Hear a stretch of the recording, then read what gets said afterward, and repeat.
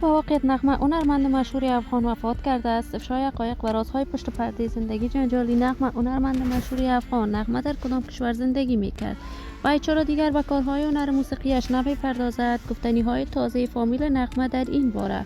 افشای حقایق و رازهای پشت پرده زندگی جنجالی نغمه در کشور امریکا. من در این ویدیو پیرامون حقایق همین ماجرا خواهم پرداخت، پس در ادامه با کانال دنیا اینفو باشید.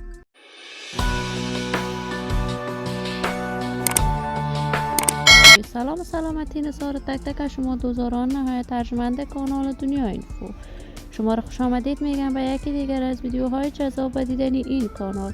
اگر دوست کانال دنیا اینفو باشید، پس برای حمایت هرچی بیشتر از کانال دنیا اینفو علامت سابسکرایب را فشار بدید تا بیننده ویدیوهای جذاب و دیدنی کانال دنیا اینفو باشید.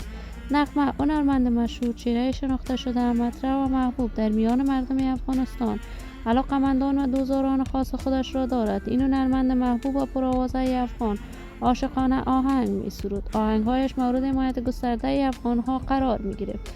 وی از سن 18 سالگی شروع به سرودن آهنگ کرد و توانست تا کنون بیشتر از هزاران پارچه آهنگ صوتی و تصویری بسراید.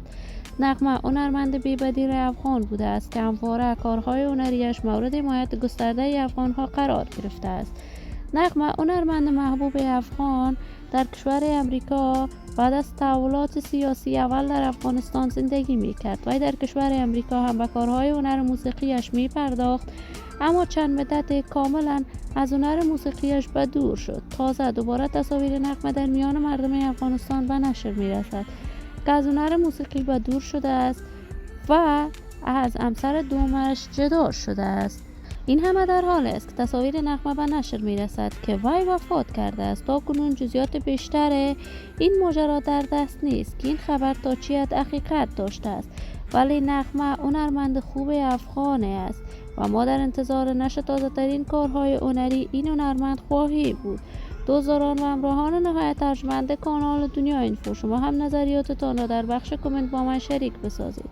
این ویدیو را با دوزاران و طرفداران نغمه به اشتراک بگذارید. اگر دوزارید عضو کانال دنیا اینفو باشید، پس برای حمایت هرچی بیشتر از این کانال علامت سابسکرایب را فشار دهید تا ویدیوهای دیگر کانال دنیا اینفو را از دست ندهید. تا درودی دیگر، شما خوبان را به الله منان امانت گذاشته. موفق کامیاب باشید.